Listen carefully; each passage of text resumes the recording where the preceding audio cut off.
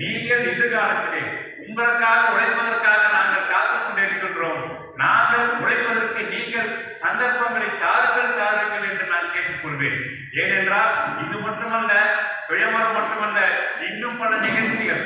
உங்களுடைய குழந்தைகள் எதிர்காலத்தில் வெளிநாடுகளுக்கு செல்ல வேண்டுமா, படிப்பதற்கு நல்ல கல்வி திட்டங்களை தர வேண்டுமா, இவைகள் அனைத்தும் இந்த இயக்கம் செய்து கொண்டுதான் இருக்கிறது.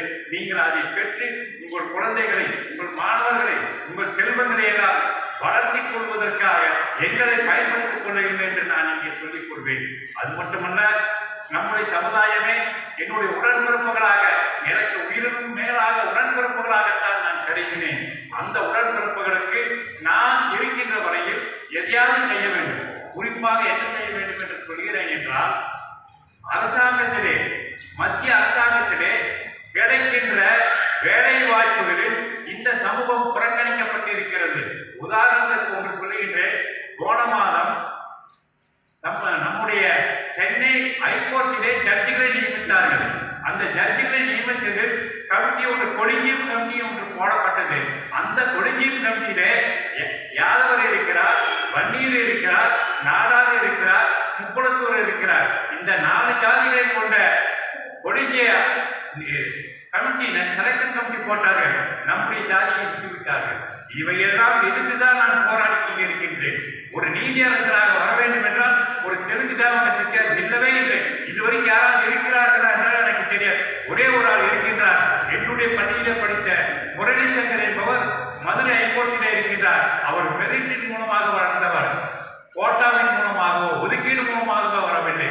ஆகவே அந்த முரளி சங்கர் நமக்கு மிகவும் பெரிய உதவி செஞ்சிருக்கிறார். அதையும் நான் இங்கே குறிப்பிட கடமைப்பட்டுள்ளேன். என்னவென்றால், வன்னியர்களுக்கு 10% சென்ற தேர்தலை கேட்டுக்கொண்டார்கள் அல்லவா?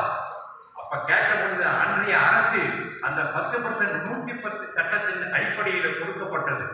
அது ரத்து செய்தது நம்முடைய முரளி சங்கர் ரத்து செய்ததுனால் நாம் எல்லாம் காப்பாற்றப்பட்டுள்ளோம். நாம் மட்டுமல்ல, பிசிஓக்கு அத்தனை பேருமே, தமிழ்நாட்டில் உள்ளவர் அத்தனை பேரையும் காப்பாற்றப்பட்டோம்.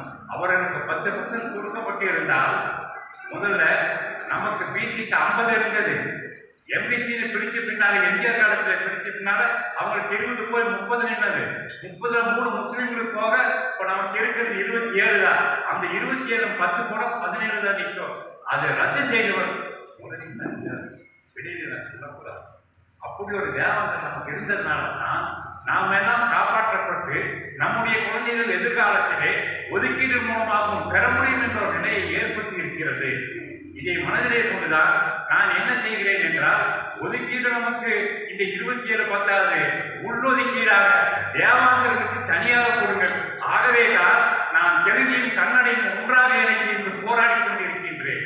ஏன் சொல்கிறேன் என்றால், ஒரு 10 ஆண்டுகளுக்கு முன்னால் தெலுங்கு தேவாங்க சமூகத்திலே ஒரு மாநாடு நடைபெற்றது சேலத்திலே. அந்த மாநாட்டில் சிறப்பாக என அழைக்கப்பட்டு நான் மேடையிலே பேசுகின்ற பொழுது, அன்று திமுக, இதே திமுக அரசு ஆட்சியில் இருந்துள்ள ஆற்காடு வீராசன் வந்து பேசினார். 2 மொழி பேசுபவர்களும் ஒன்றாக வாருங்கள், நாங்கள் எதை வேண்டுமானாலும் செய்து தருகிறோம் என்று சொன்னார். ஆனால் அதை கேட்டதற்கு பின்னால் தான் தெலுங்கையும் கன்னடத்தையும் இணைத்து செயல்பட வேண்டும் என்று கமிட்டி அமைத்து அன்றையிலிருந்து போராடி இன்று வரை உங்கள் முன்னாலே நின்று கொண்டு பேசிக் கொண்டிருக்கின்றேன். ஆகவே உங்களுடைய ஒத்துழைப்பு இருந்தால் இந்த 2 சமூகம் சேர்ந்து நமக்கு 78 லட்சம் மக்கள் வாக்காளர்கள் தமிழகத்தில் இருக்கின்றார்கள். 78 லட்சம் வாக்காளர்களுக்கு எதையாவது செய்ய வேண்டும் என்றால் நீங்கள் ஒற்றுமையுடன் எங்களை அரவணைத்துக் கொண்டால்தான் நாங்கள் உங்களுக்கு ஏதாவது செய்து தர முடியும் என்று நாங்கள் அறுதியாக, உறுதியாக, இறுதியாக இங்கே நான் சொல்லிக் கொள்கின்றேன். ஆகவே உங்களுடைய வரங்கள் மட்டுமல்ல, வரங்களால் நீங்கள் அமைக்கப்பட்டு உங்களுடைய செல்வங்களுக்கெல்லாம் திருமணம் செய்து அவர்களுடைய குழந்தைகளுக்காகத்தான் நாங்கள் உழைக்கின்றோம். இந்த உழைப்பு எதிர்காலத்திலே அவர்கள் ஒதுக்கீட்டின் மூலமாக மிக சிறப்பான கல்வியும் சிறப்பான வேலை திட்டங்களும் பெற வேண்டும் என்ற நோக்கிலே நாங்கள் செயல்பட்டு இருக்கின்றோம். மத்திய அரசாங்கத்திலே ஓபிசி என்று சொல்லப்படுகிறது. அந்த ஓபிசியிலே இடஒதுக்கீடு சென்று 10% வைத்திருக்கின்றார்களே, அங்கே அந்த 10% எக்கனாமிக்கலி வீக்கர் செக்ஷன், அதாவது வறுமை கோட்டைக்கு கீழ் உள்ளவர்களுக்கு கொடுக்கப்பட வேண்டும் என்று நிர்ணயித்தாலும் அங்கே நாம் புறக்கணிக்கப்படுகின்றோம். அங்கே யார் பெறுகின்றார்கள்? நம்ம இந்த தமிழ்நாட்டில் இருக்கக்கூடிய மிகப்பெரிய ஒரு ஜாதி பெறுகின்றது. அதே போல நம்ம எல்லாம் ஒதுக்கிவிட்டு நம்ம எல்லாம் புறக்கணித்து தள்ளிவிட்டு பேருக்கு இடபிள்யூஎஸ் என்று சொல்லி நம்மளை எல்லாம் கீழே போட்டு மிதித்து விட்டு எல்லா பதவிகளும் எல்லா அரசாங்க வேலைகளும் அங்கே சென்று கொண்டிருக்கிறது. இதை எதிர்த்து போராடுவதற்கு நாங்கள் இருக்கின்றோம். நாங்கள் உங்களுக்காக சேவை செய்கின்றோம்.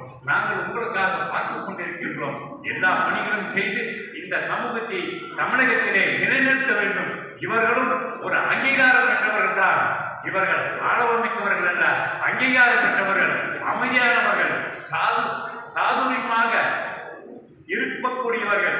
இவர்களுக்கு ஏதாவது செய்ய தர வேண்டும் என்று தமிழ்நாடு அரசு யார் வந்தாலுமே நமக்கு செய்து தர வேண்டும் என்று நாங்கள் கோரிக்கை வைத்திருக்கின்றோம்.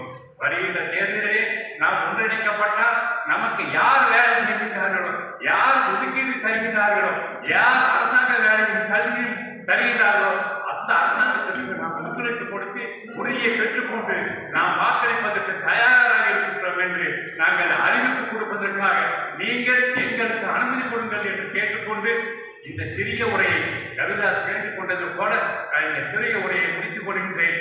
வணக்கம், வாழ்த்துக்கள்.